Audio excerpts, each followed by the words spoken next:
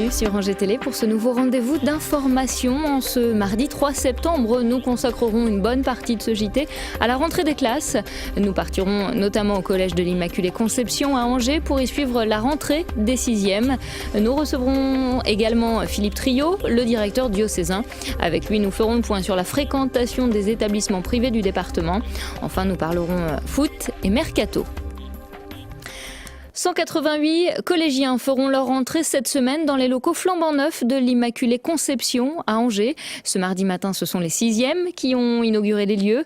Nos caméras étaient également présentes pour assister à ces premières heures de cours dans le second degré. Je suis pas stressée. Non ? Non. Non. Je suis bien. J'ai mal dormi, j'avais mal au ventre voilà. J'arrivais pas à dormir. J'étais stressée. La rentrée en 6e, que l'on soit stressé ou non, est une transition importante dans la vie d'un élève. Ce mardi matin, 46 nouveaux collégiens ont fait leur rentrée à l'Immaculée Conception à Angers. Après un petit mot de bienvenue de la part du directeur, les élèves ont été répartis dans 3 classes différentes. La majorité d'entre eux feront donc le cursus du collège en 4 ans, ce qui est habituel, mais d'autres le boucleront en seulement 3 ans, car c'est une des particularités du lieu. Depuis plus de 20 ans, il propose une section pour enfants intellectuellement précoces. C'est des enfants qui sont très très curieux et qui ont toujours besoin que ça aille plus vite. Donc pour eux c'est important et c'est vrai que ils ont la chance aussi de faire on fait des projets particuliers, un peu une pédagogie adaptée avec ces classes-là, c'est-à-dire qu'ils ont des projets particuliers, il y a un travail d'équipe entre tous les enseignants et ils ont toujours soif de plus. Et pour cette rentrée, tous les élèves bénéficieront de locaux fraîchement rénovés. Les anciens bâtiments adjacents qui accueillaient le collège vont être détruits. C'est donc également une page de l'histoire du site qui se tourne. La fin d'un bâtiment construit après la Seconde Guerre mondiale et qui n'était plus adapté. C'était surtout les normes de sécurité, les normes handicap, des grands bâtiments en hauteur avec des grands escaliers partout, c'était pas très pratique. L'isolation, des étages très hauts, donc au niveau chauffage, réduction des charges d'énergie, et puis une certaine usure du bâtiment en général.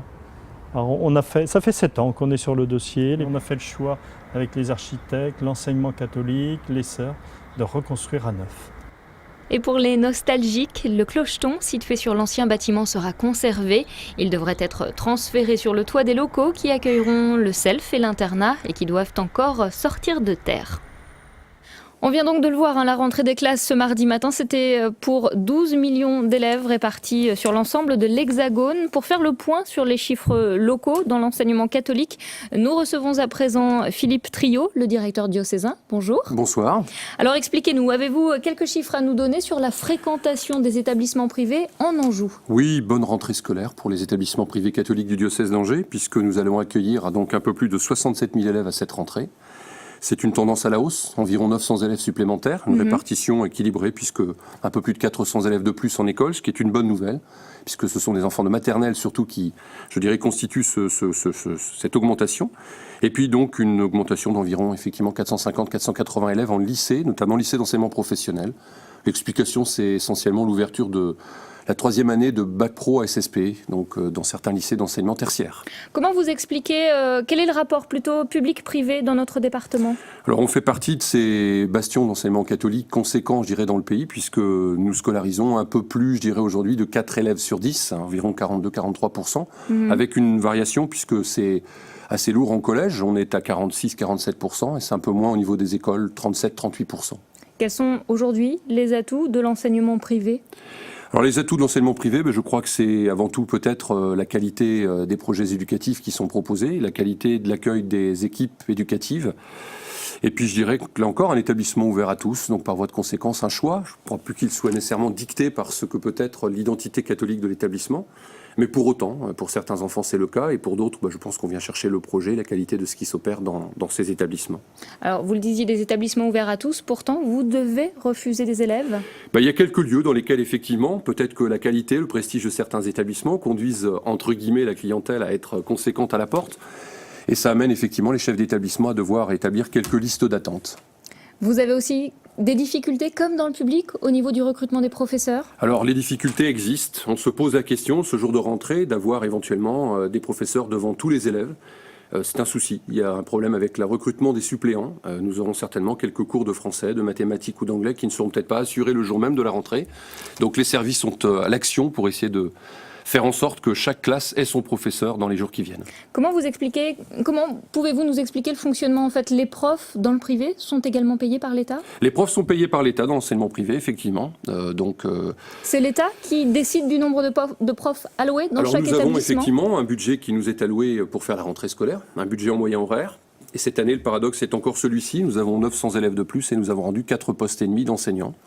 Donc c'est ainsi depuis plusieurs années. Donc pour nous, la restriction budgétaire est toujours une réalité. Comment on fait pour que l'équation fonctionne? Eh bien, on essaye de s'organiser de façon à faire en sorte que, tout en accueillant plus d'élèves, les cours puissent être assurés. Les professeurs et leurs chefs d'établissement font, on va dire, un peu preuve d'ingéniosité pour arriver à faire en sorte que tout fonctionne du mieux possible. La réforme des rythmes scolaires, on en parle rapidement? Oui, elle nous concerne, je dirais, d'une façon indirecte, puisqu'effectivement, le décret-loi qui était proposé par le ministère ne s'applique pas aux établissements privés.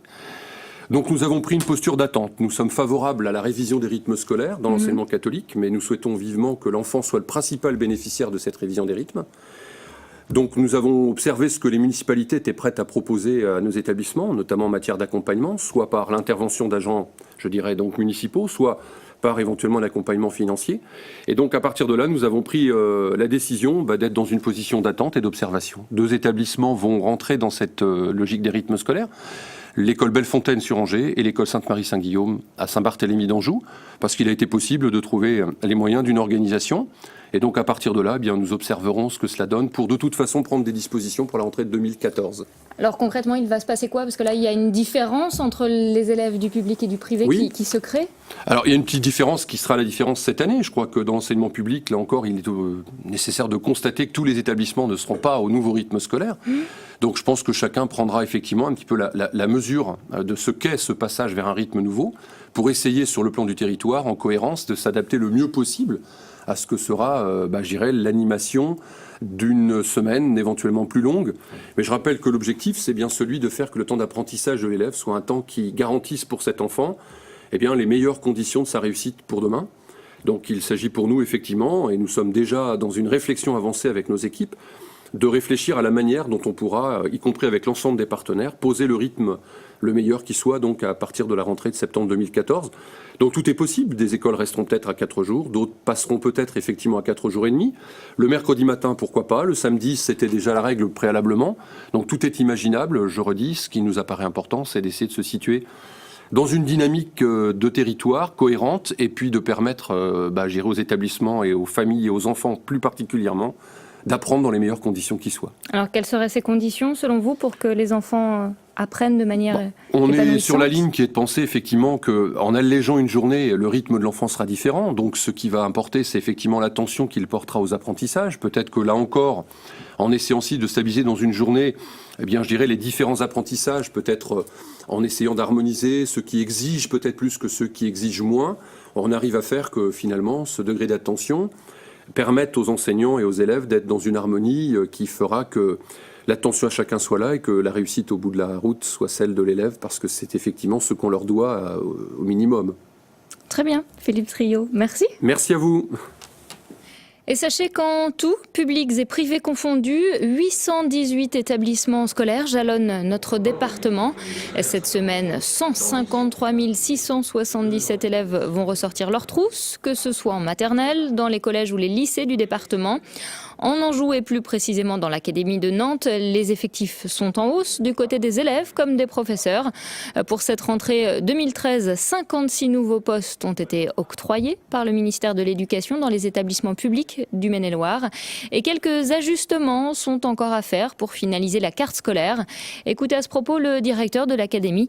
Il répond aux questions de Thierry Lardeux. On observe depuis quelques années aujourd'hui des mouvements dans la phase d'été. Auparavant, on connaissait très peu ça. Et maintenant, on se rend compte qu'on a bien entre 300 et 400 familles qui ont modifié leur inscription d'école. Alors bien évidemment, il convient de répondre. C'est la mission de l'éducation nationale, c'est d'être présent là où les enfants sont. Dans certaines écoles, on sait déjà que la situation peut être tendue, c'est-à-dire parce qu'on attend plus d'élèves que prévu, ou alors tendue parce qu'on a beaucoup d'élèves qui sont partis s'inscrire ailleurs, et donc on a des situations d'inquiétude. Je pense qu'on est sur une observation de 6 ou 7 endroits où on pourrait ouvrir, à 6 ou 7 endroits où on pourrait devoir fermer.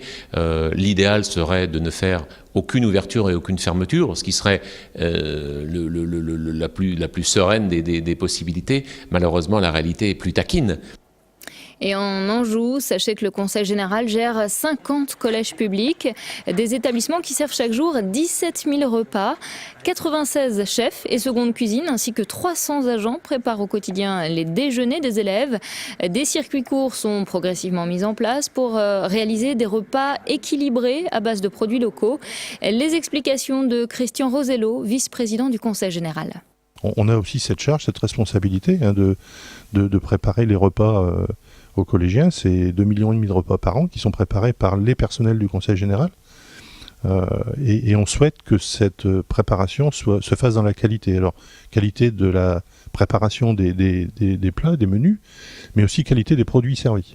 Donc on travaille beaucoup avec les agriculteurs locaux et dans le cadre du réseau local, qui regroupe l'association des maires, le Conseil général et la Chambre d'agriculture, on fait un travail très important là-dessus parce que il y a de nombreux collégiens qui n'ont qu'un repas équilibré dans la journée, c'est celui qu'ils prennent à l'école. Voilà ce que l'on pouvait dire aujourd'hui sur la rentrée scolaire en Maine-et-Loire. En bref, le tunnel de l'autoroute A11, bien connu sous le nom de tranchée couverte d'Avrier, sera fermé à la circulation. C'est mardi et mercredi soir de 20h30 à 5h30 du matin pour procéder notamment au nettoyage et à l'entretien des lieux. Des déviations seront évidemment mises en place. Un mot de sport. En football, le mercato s'est achevé officiellement ce lundi à minuit. Du côté des nouveaux venus, à retenir l'arrivée de Mohamed Yattara. L'attaquant de 20 ans vient d'intégrer l'effectif angevin pour 1 an. Il est prêté par son club formateur, l'Olympique lyonnais. La saison dernière, ce joueur guinéen évoluait en Ligue 1 avec 3. On le croyait sur le départ, eh bien non. Al-Arbi El Jadeiaoui évoluera cette saison encore sous les couleurs d'Angesco.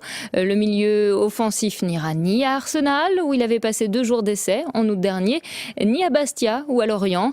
Le joueur franco-marocain relativise, même si on sent une petite pointe de déception dans ses propos. Écoutez-le. Après, dans les dernières heures, il peut toujours se passer un truc auquel on ne s'attend pas. Et voilà. Mais non, franchement, je l'ai vécu tranquillement. Chez moi, à Angers. Voilà, j'ai attendu le gong de minuit et voilà. On est reparti comme l'année dernière. Il y avait des clubs de Ligue 1, il y avait des clubs étrangers aussi. La Ligue 1, c'est ce que je voulais, mais après, il fallait que ça soit un truc...